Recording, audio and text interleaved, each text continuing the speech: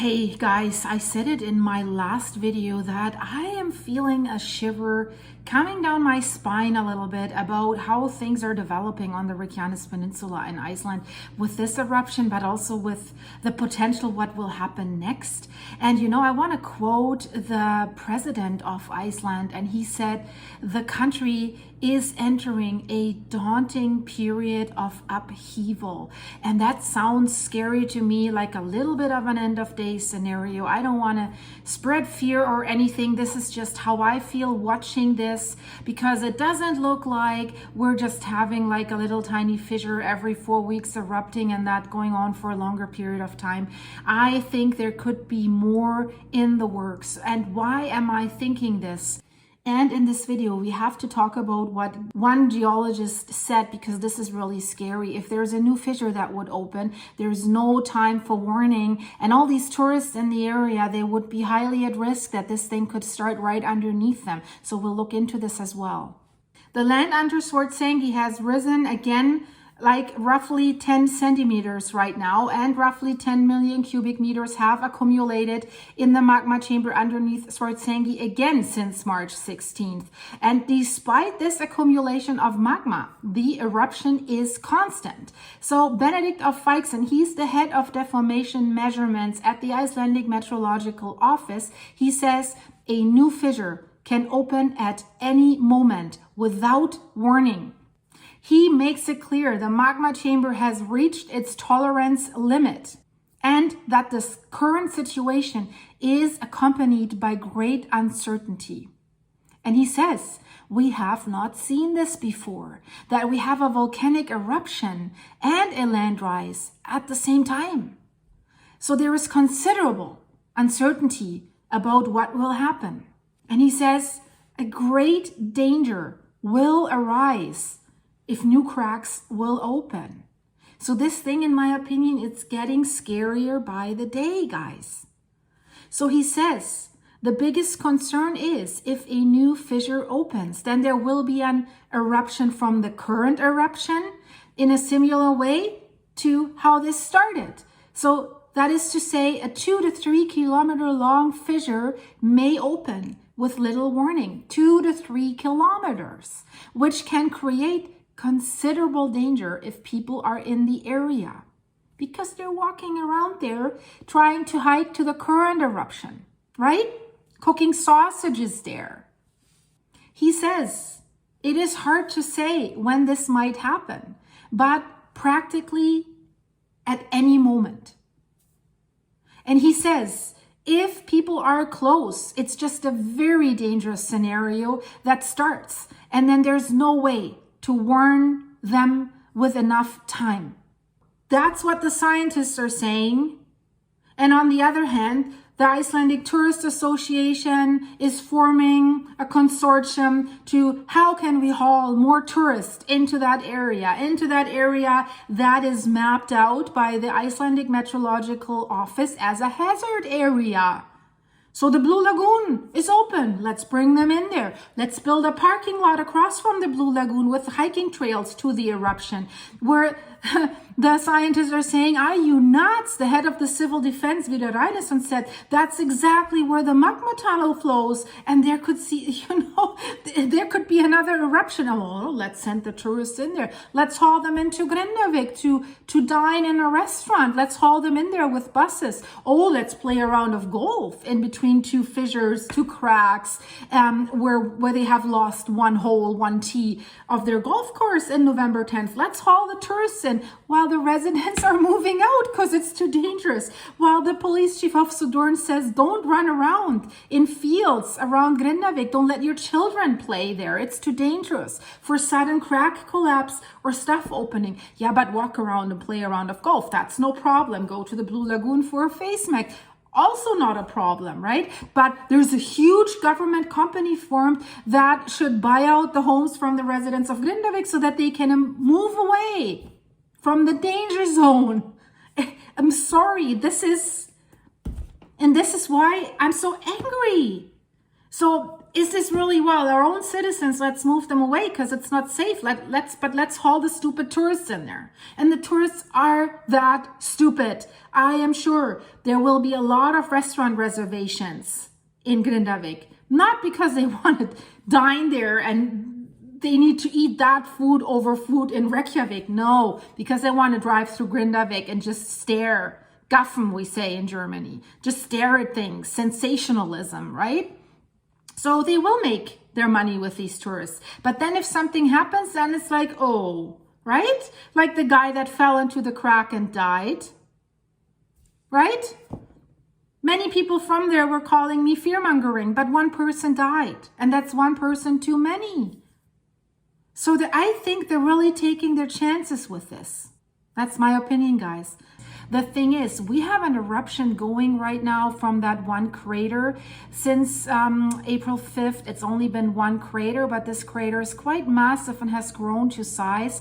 The lava's coming out in an open lava river. You see the orange reddish glow that's coming out of there, but also in underground tunnels, the lava is still pushing forward towards Grindavik, towards the defense walls of Grindavik. You can't see an open running river of lava, and that's what makes it a little bit scary, because it's moving underneath the lava carpet that already exists, and it's pushing against the defense wall of Grindavik. And they have released this time lapse. It's pushing higher, so it's reaching the height of the defense wall again that they already increased in height, but it could push underneath that defense wall as well, or through that defense wall, because remember, guys, that defense wall is built out of lava rock, and molten hot lava rock is pushing against that lava rock, so it could melt it again and find a weak spot and then push through. But that's not what I want to talk about right now. I want to talk about what can we expect. And the news that we got today was a little bit scary. I'm like, wow, guys, the magma chamber underneath the Blue Lagoon and Swartsengi has reached, and now listen, an amount of 10 million cubic meters of magma.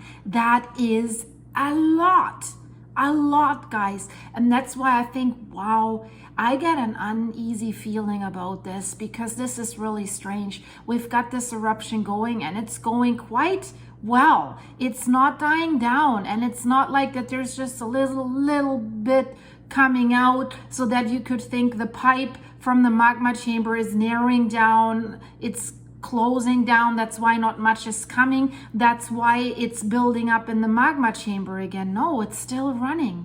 So that is strange. So they're thinking the next event is imminent. It could happen at any time with no warning if it erupts in that same area, if it does that. So let's have a closer look at this, because it scares me a little bit, because obviously magma's running out from the deeper magma reservoir, but what's going on there? So lava is flowing from that crater a short distance to the south in an open lava river. We just said that, but the lava thickens slowly when it's coming towards Grindavik. And we have a new image from the Iceland Meteorological Agency that was just taken this morning, and basically the webcam is on top of Mount Thorbjorn. That's that little hill that's between Grindavik and the Blue Lagoon, and there you can see that one cone that's still erupting, and it's looking northeast towards that crater. Since we now have 10 million cubic meters in that magma chamber, let's have another look at the past events when they were triggered. So they have always been triggered when there was between 8 to 13 million cubic meters in that magma chamber. And if we look at that graph here below that they released today, the lowest, the red line, this is where we are right now. That's why there's a red circle. That means nothing has happened yet. If there is a star, it means it was an eruption. And if there is a square, it means it is an intrusion. So we can see the orange line that was triggering a small intrusion on March 2nd. Everyone was surprised that nothing else happened. So that's why this is not really comparable to the other ones. And then shortly after, on March 16th, the current eruption has started. So it seems just a little bit has leaked out on March 2nd. That's the orange line with the orange star. And then look at the yellow line. That's the January eruption. That's the one that basically caught everyone by surprise as to where it opened. And then it opened a second fissure after the first fissure had already opened, and that one destroyed 3 homes in Grindavik. So there you see, that was a little bit over 10 million cubic meters. And we have to say one thing, they can't really measure this very accurately. They have basically, I think they have now changed the amounts a little bit, because I remember the last eruptions, it's always like, we have 9 million cubic meters and we saw an eruption. Now it seems like it was 11 million, 12 million if you look at the green one, and even close to 20 million cubic meters if you look at the November event. So it is a little bit plus minus quite a lot, I would say. That's why they're saying between 8 and 13 million cubic meters, because you can't really measure that. We really don't know exactly how large that magma chamber is that is underneath Swartsengi. If that magma accumulation in that magma chamber continues at the same rate that it's continuing right now, there is a greater chance for a few scenarios. So they think there is a very good chance that the power of the current eruption on the Sutnuka crater series will increase significantly. Yeah, but why doesn't it already, right? This is the question. We talked about this in my last video. Of course, we could see new fissures opening in the area between Stora Skogfell and Hagafell, or this existing fissure would expand. So if there's new fissures, they can be more south, they can be closer to Grindavik, they can be inside Grindavik, basically anywhere along that 15-kilometer long magma dike that has formed on November 10th. So it could even come up straight up into the Blue Lagoon. And you know what I want to say now. I'm not saying it now so that the video doesn't get too long, guys, but you know what I want to say. It's not super likely that's what they're saying, but you know, with every time that that magma chamber is expanding and subsiding and expanding, the crust of the soil around it, of the Earth's crust around it, gets more brittle and more vulnerable. So once that magma chamber empties out one day, it's a hollow space. And then, you know, it could collapse. And that's what usually these volcanic systems do. And then calderas are formed and stuff like this. So you know what's on top of this, right? I'm not saying anymore. So these new fissures could, of course, open anywhere along that dike and then expand with a sudden increase in lava flow. And that is a little bit scary. And I will tell you why this is scary. And here the tourists come in play, and the idiots that just, you know, without any permission, just think they need to be so smart and go into this eruption area and cook sausages there or go hiking there. So it is also possible that a magma flow from the magma chamber under Swartsengi will gradually increase until there is a balance in the inflow of magma into the magma chamber and what's flowing out. We've had that before. A few days after the eruption began, there was a steady flow. There was no land rise anymore. The magma chamber wasn't filling up anymore. And it was basically coming right out from the deeper magma reservoir into the eruption. But why has that changed? And that's the question. And they haven't really answered that to my satisfaction, I have to say. Then they say there's another possibility, but that is less likely. That's the least likely possibility, that there will be a magma run that will end up with new fissures opening elsewhere, not in that area. So maybe in Antwerp, or who knows.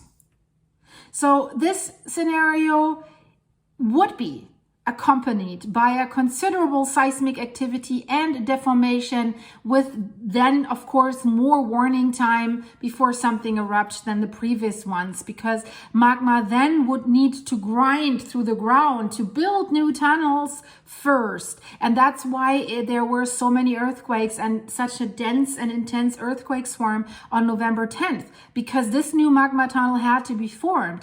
Now the magma has a highway already that's going from the magma chamber to the current eruption. But you know, since the magma chamber is filling up again and we still have a lot of flow at the eruption, I'm wondering what's happening with that highway. Is there a second one? Something has changed, and that worries me a little bit. And we've heard yesterday from some experts, you know, that they're thinking this eruption maybe could last for a very long time, years, decades, or centuries, because it is behaving super strange in a way that they have never seen before in Iceland or in any other place in the world. Check out my video about this. I really recommend you to watch this. This is really, like I said, I am starting to get a little bit more scary feeling about the whole situation that is going on in Iceland. We knew that, they said, this Reykjanes Peninsula has woken up from an 800-year dormancy. And if you look at the Reykjanes Peninsula, everything is covered with lava rock, lava flows, ancient lava flows. So the capital of Iceland is on the Reykjanes Peninsula, Reykjavik, the airport, Keflavik airport. So most of the people that live in Iceland live in Reykjavik or in the areas on the Reykjanes Peninsula. I think out of roughly 400,000 people, 270,000 people live on the Reykjanes Peninsula. So that is the biggest part of Iceland. So that's a problem, because we see that ancient lava flows have flown into the area that is now the suburbs of Reykjavik. So they're not out of the danger zones, and it's rumbling everywhere. That's why I'm feeling like, oh, maybe there's more to come. Maybe there's more volcanoes. What if more volcanoes will start to erupt? Askja, Barabunga, you know, all these things that are rumbling right now. The Bluffjell ski area, we've seen the earthquakes there. From there, if there was an eruption, it would run downhill towards Reykjavik. So it is scary, guys. Let's have a look quickly at this picture. The Icelandic Meteorological Office has taken this picture on April 24th, and there you can basically see the gas emissions from this eruptions. You can see them from space. So right now they're estimating that roughly between 6 to 9 kilograms of sulfur gas is getting out of there. But you know, this changes, this can vary. It can go up to 13 kilograms, 10 to 18 kilograms in the April 12th measurements. So there is no evidence that it's slowing down in any way. So it's varying greatly from day to day, but this shows you it's visible, right? You can see Iceland there, and then you can see it's very, very visible. It's in the atmosphere. This is a satellite image from April 25th. Let's have a look at the current earthquakes all over Iceland. So there is still something going on, always mostly along the North Atlantic Ridge, where the two tectonic plates are separating from each other. So we're seeing them now in the range magnitude 2, magnitude 1. So it has caught up a little bit more. It's catching up. More is happening again. Nothing significant so far, but you see a lot is going on the Reykjanes Peninsula. There is a lot of clusters of dots. And by the way, they just released some news. The winter that Iceland had this year is the coldest winter in this century, and it's the coldest winter since 25 years. Just on a side note, in case you're interested in this. So guys, stay tuned. Check out my last video. It's really, I think it's an important one.